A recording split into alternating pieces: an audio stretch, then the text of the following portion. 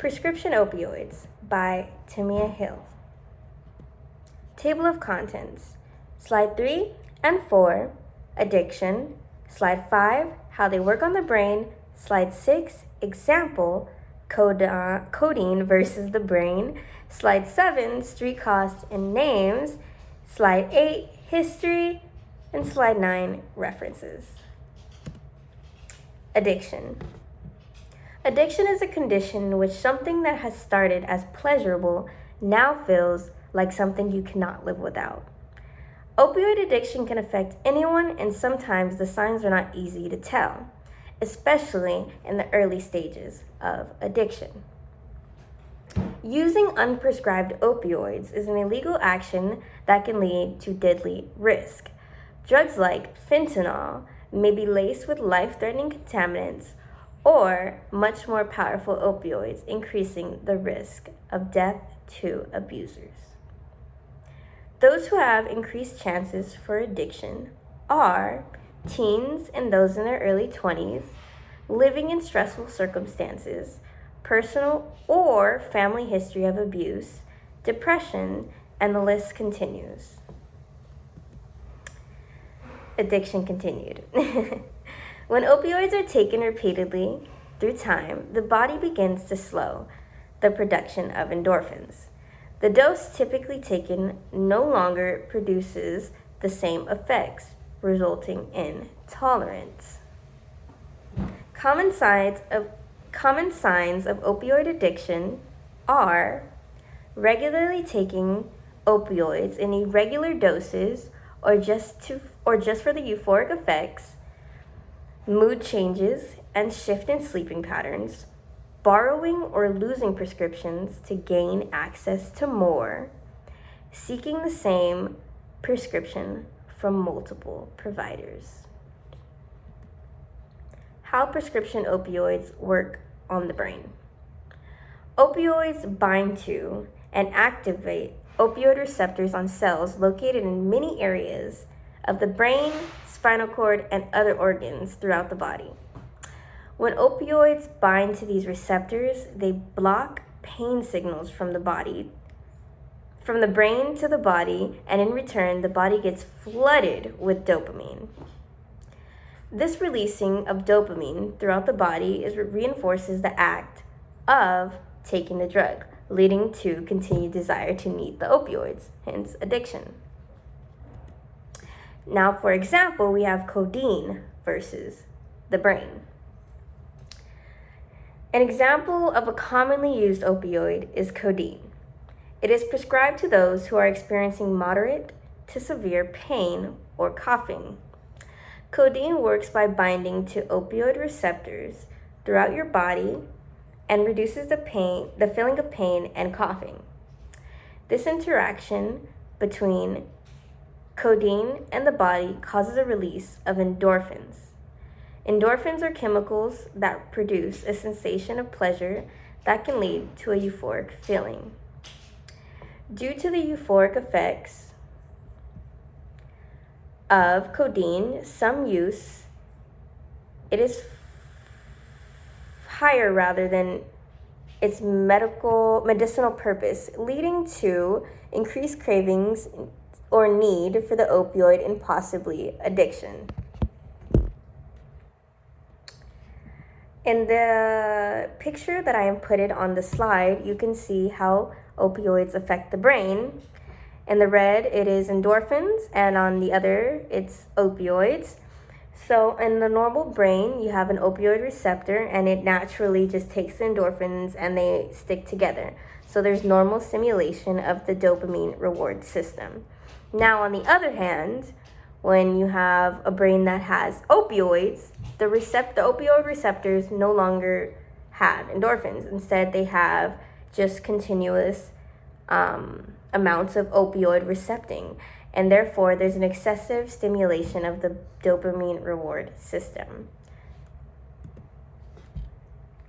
Street costs. So the National Institute of Drug Abuse, NIDA, attributes the dramatic rise in deaths to the massive proliferation of prescription opioid painkillers in the 1990s and 2000s.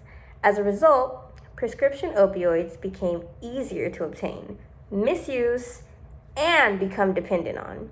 And the increased supply led to a decrease in cost. The cost of opioid addiction annually relies on the user, location, and the drug type. Street costs of drugs typically are around 2 to 5 times the original cost of the drug that comes from the pharmacy. An example would be a fentanyl patch may cost around $9.40 with insurance from a pharmacy and around $40 on the street. It's a lot. So I put a picture of common street values of opioids. They're subject to change no matter what your location is. Like California may cost more than Idaho. And an example would be oxycodone, which would be $3 to $4 a milligram, and a 40 milligram tab would be around $120 to $160. That's quite expensive. And codeine would be $2 to $4 a tab, and that's subject to change depending on the user and how much they use, how much they need, etc. Hydromorphine would be $15 a tab. Morphine will be $1 a milligram. And the list really goes on, and like I said, it changes no matter what.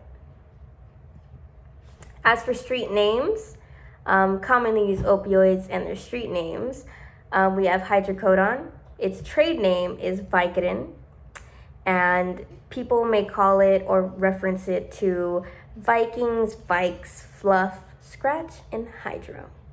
As for hydrocodone, the trade names can be found under OxyContin, Percodan, Percocet, and Roxycodone.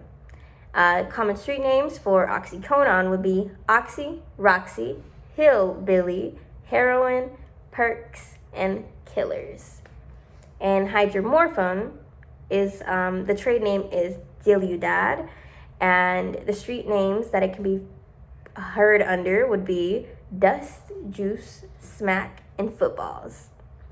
As for methadone, its trade names are Methadose and Dolofen, and its common street names are Juice, Fizzies, and Done. And codeine, the trade name is Tylenol 3, and it can be heard as Captain Cody, Schoolboy, Cough Syrup, AC/DC, Down, and Nodes. As for fentanyl, it can be found under the trade names Duragesic, Subsea, and Actic. And the common street names would be China White, China Girl, Dance Fever, Jackpot, Percopop. And as for heroin, it doesn't really have a trade name. It's just known as heroin. And a street name or street names that it can be referenced to are Smack, Brown Sugar, Dope, H, and Junk. The history of prescribed opioids. The use of opioids to treat pain first became prevalent in the United States in the early 1860s as a way to treat wounded soldiers. These soldiers are treated with morphine, and many developed dependencies and addictions to the drugs in the years following the war. They still had pain, they still had to treat the pain. More opioids to treat the pain resulted in tolerance, leading to addiction. In the 1910s to 1920s, prescriptions were required in order to restrict opioid addiction, in addition to outlawing the use of heroin in pharmaceutical needs or means. In the 1970s, the Controlled Substance Law was passed, which divided individuals into groups based on likelihood for abuse and imposes regulations depending on the class. Despite early efforts, death and addiction rates from opioid addiction has still been on the rise, and it's still a current problem. As for my resources, I listed them on slide number 9, and you can look at them. And finally, thank you so much for giving me a second chance to redeem my grade. It means so much to me. And thank you for the great semester and learning so much. You're a great teacher. Thank you.